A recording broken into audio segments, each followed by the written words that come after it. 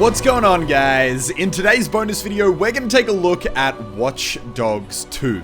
Now, for those of you who have never played Watch Dogs, the concept of the franchise is pretty simple. Think GTA, but where you are a pro-elite hacker who can mess with pretty much any piece of technology he can get his hands or Wi-Fi connection on. You can hack cars to drive off and crash into walls, trigger mobile phones to distract enemies, or maybe just change the TV channel to advertise your cool new hacker club. Sadly, I wasn't actually able to record my gameplay from E3. If I did, there would be a lot more weird, dumb stuff like the time I accidentally activated the no-clip function and then flew under the map and got myself killed. But either way, we've got some pretty cool gameplay that was actually displayed at E3 here, so we're going to show that instead.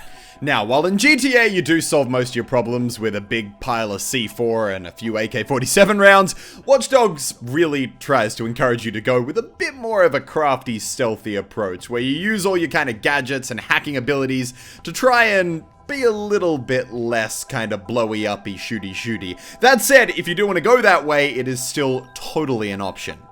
Now, to help you try and do this stealthy approach, in Watch Dogs 2, they've added these two new toys. The first one is this kind of drone, which you can use to kind of fly around, scout locations, and activate certain contraptions. And then the second one is this little mini remote control car, which kind of looks like the toy I begged my parents to get me for Christmas back when I was a kid. And this remote control car does basically the exact same stuff as the drone, and you can actually use it to complete objectives and missions. In fact, the developer I was playing with told me that you could complete entire missions as the hacker by doing nothing but sitting there on your laptop and controlling your drone. So when you're playing Watch Dogs, you're essentially sitting at your desk playing a video game where your character is then sitting on his computer playing a video game, and I don't know. There is some really funny, good joke to be made here, but I cannot think of it right now.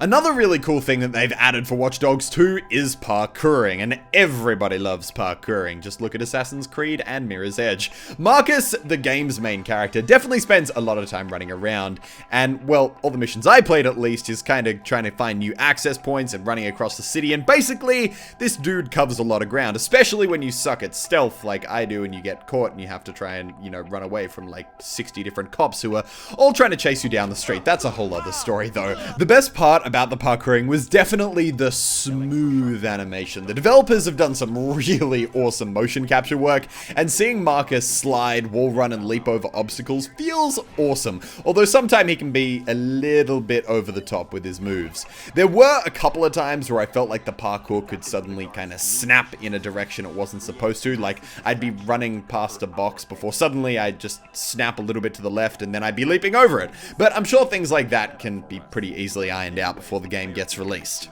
When you're running through a mission, hacking cars, blowing up gas stations, parkouring over obstacles, and shooting enemies in the face as you go, Watch Dogs 2 feels awesome. You kind of just need to find your flow, and when you get in that flow, the game is sick. Long story short, I don't really care about the whole edgy hacker side of things. At the end of the day, kind of making cars run people over and blowing up entire cities is just fun. I'm actually hoping they add like a extra ridiculous mode that you can just activate where you're suddenly able to hack like jumbo jets flying over the city and like trigger grenades that are in like the pockets of police officers and just watch them all blow up.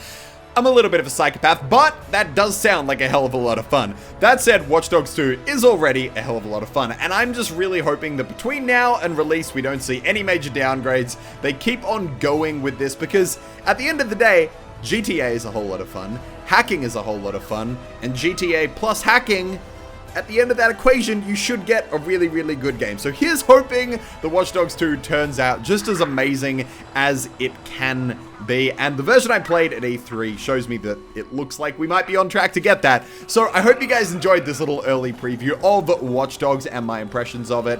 As always, thank you so much for watching. I hope you enjoyed, and I will see you legends in the next one. Bye-bye.